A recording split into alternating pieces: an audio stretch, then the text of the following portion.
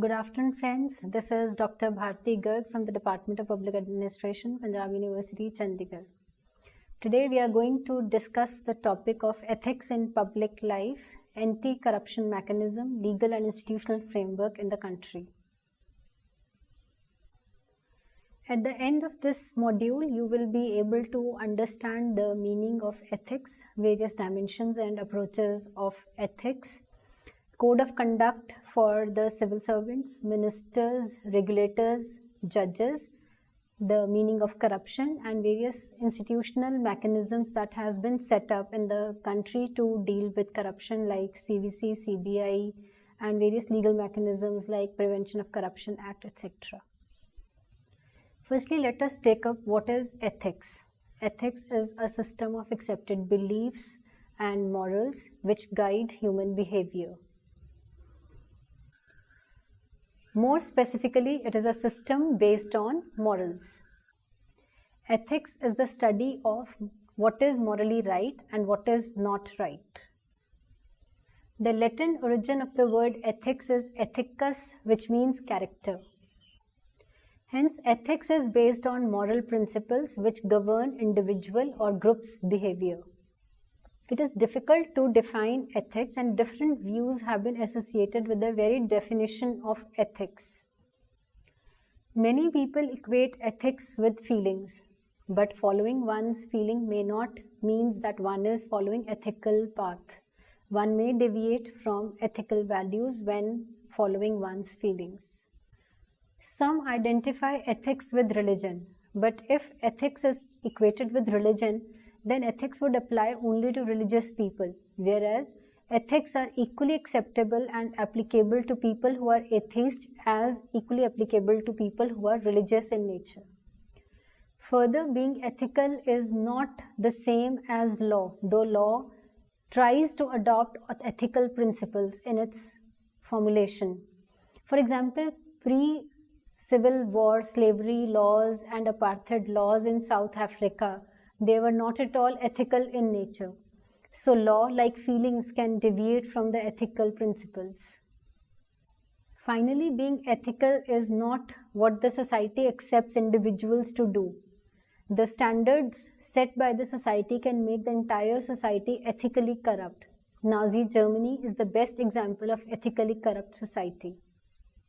If being ethical is doing what the society accepts us to do, then we would have to survey all the societies to determine what is ethical and what the society expects us to do.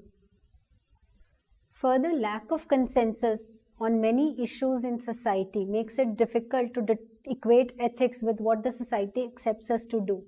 For example, many people may be thinking that abortion is legal and ethical, whereas others may not. So there is lack of consensus on a particular issue or on large number of issues makes it difficult to equate ethics with what society wants us to do.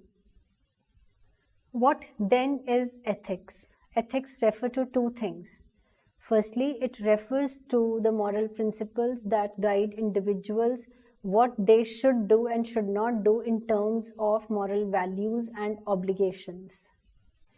These standards which guide what humans should do and should not do, they are based on standard patterns which the society accepts, and they are based on well-founded reasons and principles. Secondly, ethics refers to the development of standards which an individual set for one's own self.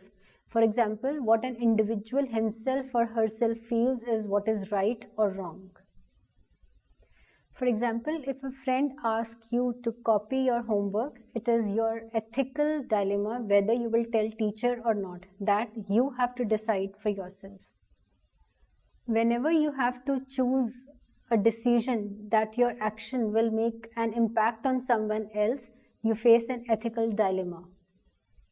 The decision you make is ethical when you choose to do the right thing, having a positive impact on others rather than negatively impacting them. Now we are going to discuss the approaches to ethical decision making.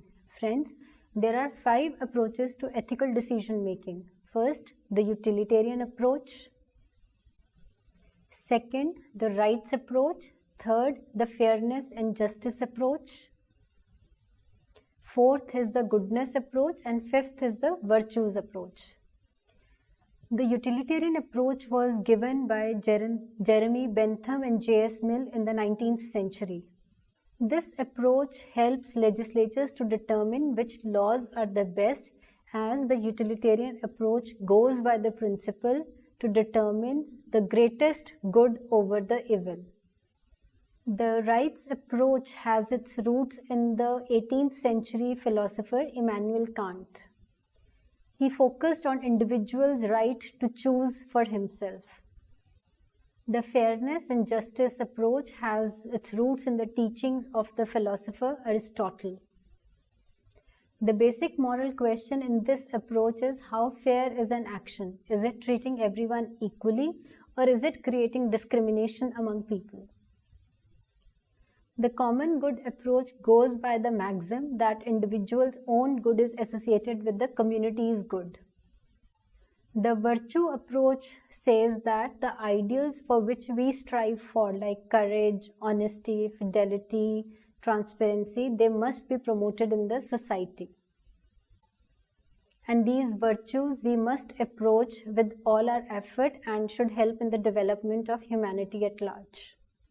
Okay friends, till this point we have discussed the theoretical aspects of ethics, what is ethics and what are the various dimensions of ethics. Now ethics is a very important aspect of administration, because public life is life which makes an impact on individuals at large in society. And since administrators, politicians, legislatures, they are the policy makers and policy implementers, so the decisions and the actions they take, they make an impact on the society at large. So it is believed that their actions must be ethical. So from this point onwards, we are going to discuss ethics in public life in India.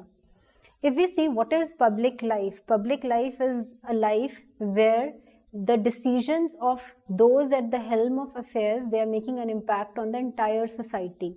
For instance, the legislatures, the politicians, the civil servants, the judges, the regulators who are involved in policy making, policy implementation and policy arbitration. Now their decisions with regard to policy making, policy implementation, policy arbitration, they are making an impact on public at large, on society at large. So their decisions, their role in policy making, implementation and arbitration must be guided by ethics and various approaches to ethical values, so that the decisions they take, they are ethical in nature and impacts the society in a positive manner. Thus, people who are engaged in various leadership positions in the organization and are making an impact on the lives of people are to varying degrees involved in public life. So any framework of ethical behavior must include the following elements. First, codifying ethical norms and practices. Second, disclosing personal interest. Third, creating a mechanism for enforcing ethical codes. Fourth, providing norms for qualifying and disqualifying a public functionary from office. The Committee on Standards in Public Life in the United Kingdom, popularly known as Nolan Committee, has outlined 7 principles of ethics in public life. First, selflessness. Second, integrity. Third, objectivity. Fourth, accountability. Fifth, openness. Sixth, honesty. Seventh, leadership. Now friends, let us discuss the code of ethics for civil servants in India. Civil service is an executive arm of the government. It is the most important wing of the state which is involved in policy formulation and implementation in a big way. Now, since it is involved in policy formulation and policy implementation, it has over the years acquired immense powers, and thus keeping it exposed to the abuse of that power. And it has been rightly observed and noted that civil services over the years has actually abused its power, acquired immense power, and is working more for its own vested interest than for the interest of the society at large. Following cases of corruption and financial scandals against the civil servants around the world, the governments in different countries have been emphasizing on adopting ethical standards for civil servants. United Nations has adopted a convention against corruption. OECD has also adopted a convention against corrupt bureaucrats and which is acting against the officials from taking bribe from the other officials from different countries. In India, all the categories of civil servants, that is central civil servants, state civil servants and all India service officers, they are guided by Central Civil Service Conduct Rules 1964. In India, we don't have any ethical code of conduct. We only have do's and don'ts for the civil servants. Friends, now we are going to briefly discuss the list of do's and don'ts for the civil servants in India. Firstly, we will discuss what are the do's for the civil servants in India, that is what they can do while being in service.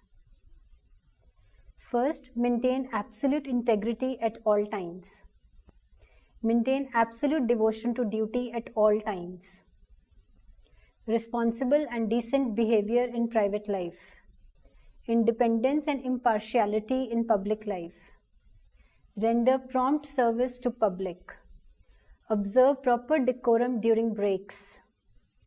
Keeping away from demonstrations. Manage private affairs in such a way so as to avoid indebtedness and insolvency. Maintain political neutrality. Now let us discuss few of the don'ts, that is what the civil servants are not required to do while being in service. First, do not make joint representation in matters of common interest. Do not indulge in facts which are unbecoming of a government servant. Do not be discourteous, dishonest and partial. Do not adopt dilatory practices in your public dealings. Do not convey oral instructions to your subordinates. Do not associate yourselves with banned organizations. This list of do's and don'ts is not exhaustive in nature but only illustrative in nature. This list of do's and don'ts cover matters like property transactions and taking of the gifts while being in service, etc. But it has been found that this list of do's and don'ts, also called as conduct rules, they are highly restrictive in nature, restricting the freedom of the government employee in dealing with the situations and in taking decisions. They are couched in vague language, thus opening the ground for the officer to be indulged in corrupt and malfeasance activities. Thus, it is time to discard these rules and enact a code of conduct for the civil servants so that even they can function in a streamlined manner. So, it is time to bring in new code of ethics for the civil servants. The Second Administrative Reforms Commission in its 4th report has given detailed outline of ethics for the civil servants in India.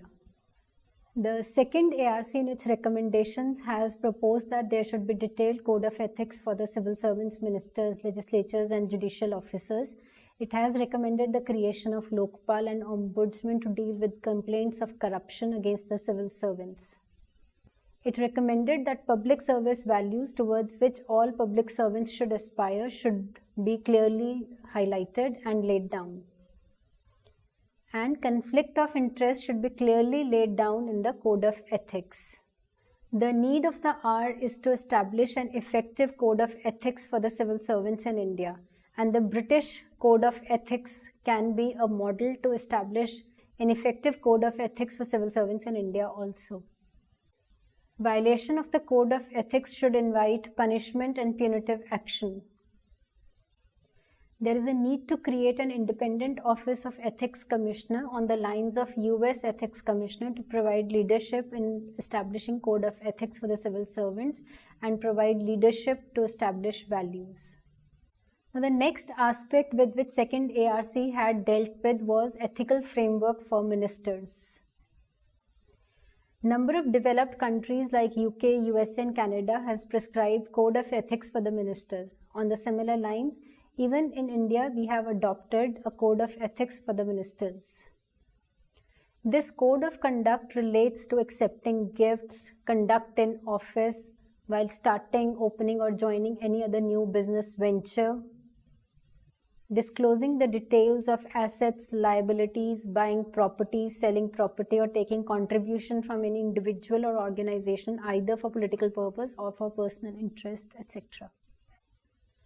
Friends, this is the cover page of the second ARC's fourth report on ethics in public life. It is a detailed document highlighting the recommendations given by second ARC on establishing code of conduct for the civil servants, ministers, legislatures, and regulators. The code for ministers also involves not accepting the gifts for personal interest or not taking any kind of favors or gifts through the spouse, and as far as possible while on official tours, staying in government guest houses or in government accommodations rather than taking any favors from private individuals. Now these are the recommendations given by second ARC for establishing a code of ethics for the ministers. The list is not comprehensive, and for details you can refer to fourth report of second ARC.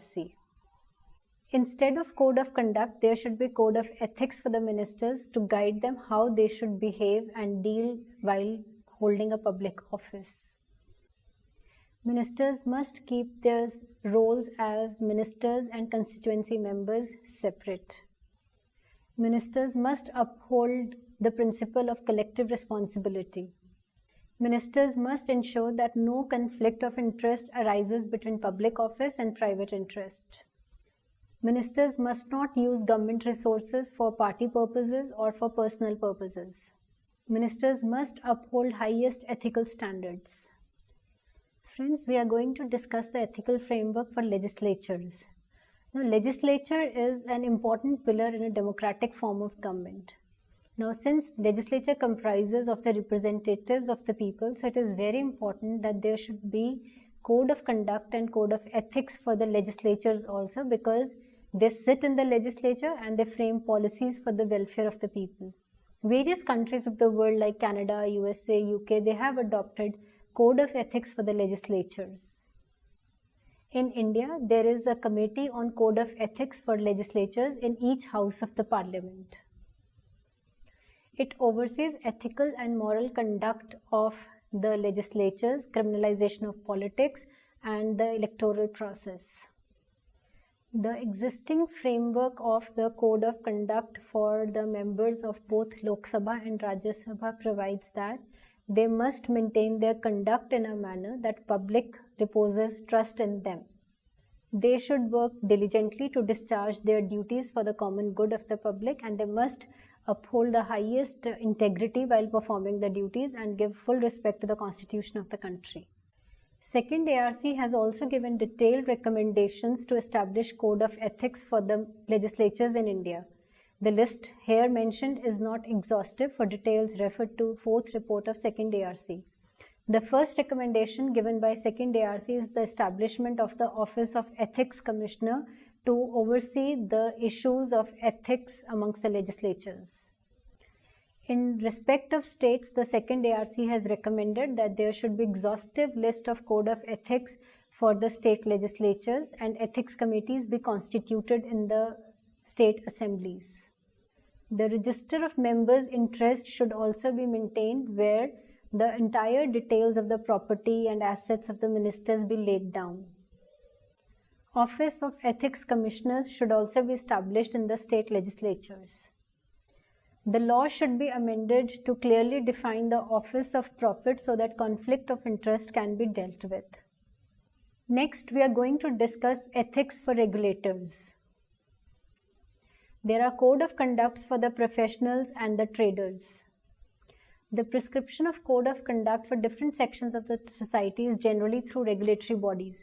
For example, guilds is an oldest example where they have been enforcing ethical conduct and ethical behavior for the businessmen. The last century has seen the emergence of services sector in a big way. These professions had initially organized themselves on their own and established their own standards of behavior, which are known as standard ethical behavioral practices. In some cases, such behavioral practices were given statutory backing. For example, Indian Medical Council Act 1956.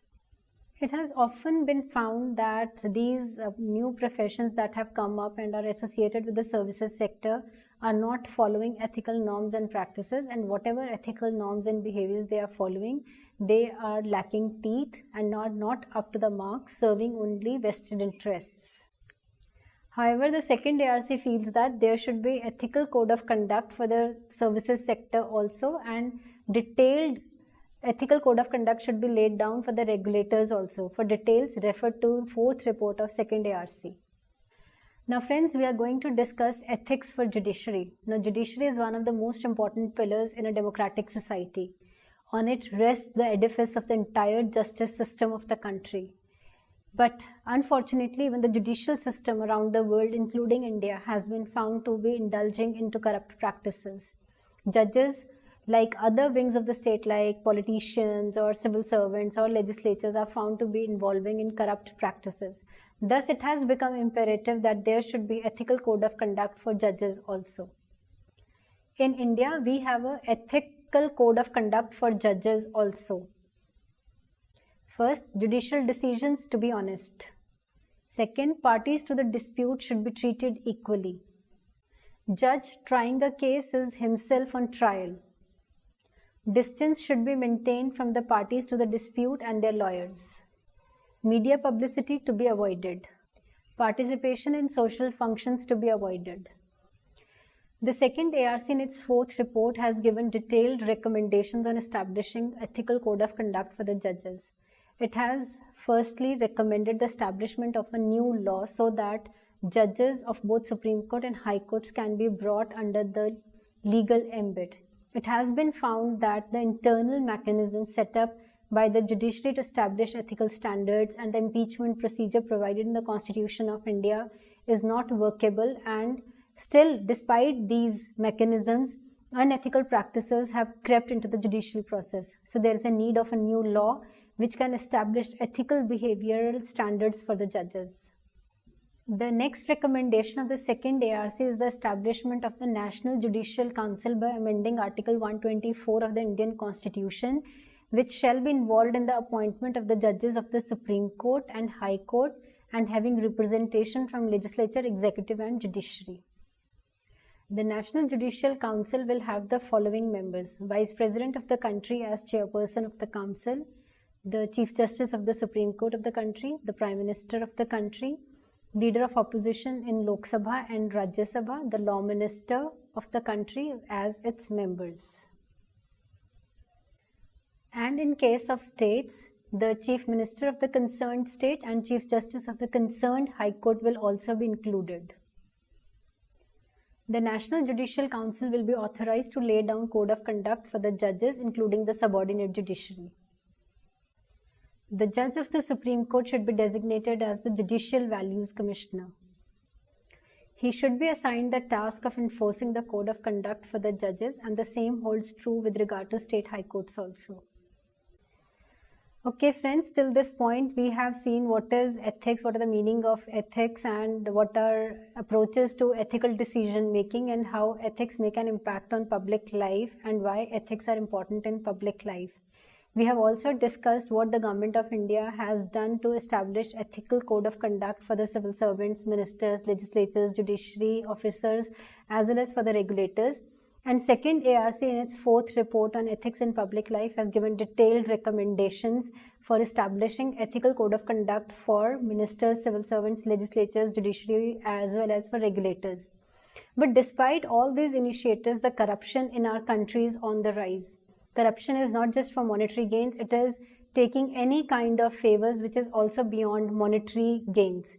It may be staying in somebody's guest house, or it may be taking any non-monetary favors. So corruption, we have seen, is on the rise in our country. This has made all the more imperative to establish ethical code of conduct in our country.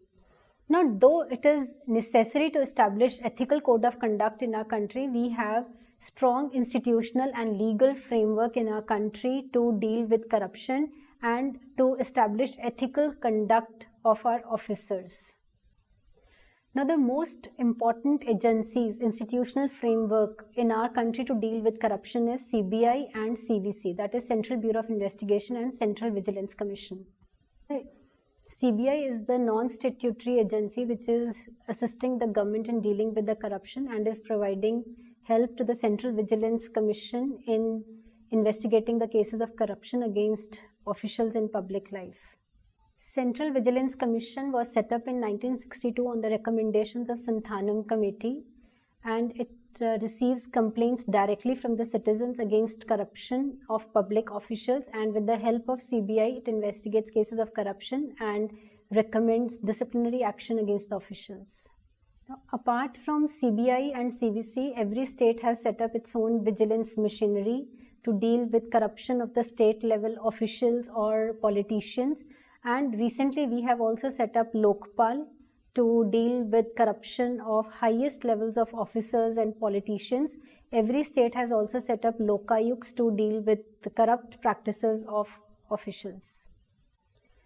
The Government of India has also enacted Right to Information Act, which is also helping in establishing transparency in administration, and somewhere it has also dealt a blow to the corrupt practices of the officials. Whistleblower Protection Act has been enacted by the Government of India, but it still remains to be notified in the Gazette. Apart from this, time to time, various Administrative Reforms Commission and Expenditure Reforms Commission has suggested various reform measures to deal with corrupt practices of the officials, bureaucrats, and politicians at different levels. To conclude, it can be said that ethics play a very important role in public life. The Government of India has laid down elaborative code of conduct not just for the ministers but for the civil servants, judiciary, regulators, as well as for the ministers. Now, despite this elaborative code of conduct, the corruption in the country is on the rise.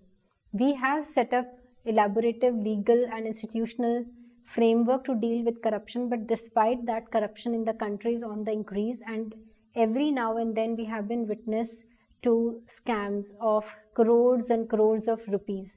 So it has become imperative that stringent measures be taken to establish ethical behavioral practices amongst those in public life and dealing with public, so that they can do no harm to public.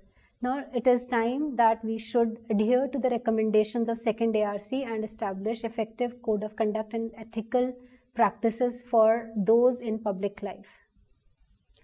Thus, ethics in public life are very important to establish citizen-oriented government and to ensure that citizens get the best of the government and the country has good governance institutions at place. Thank you.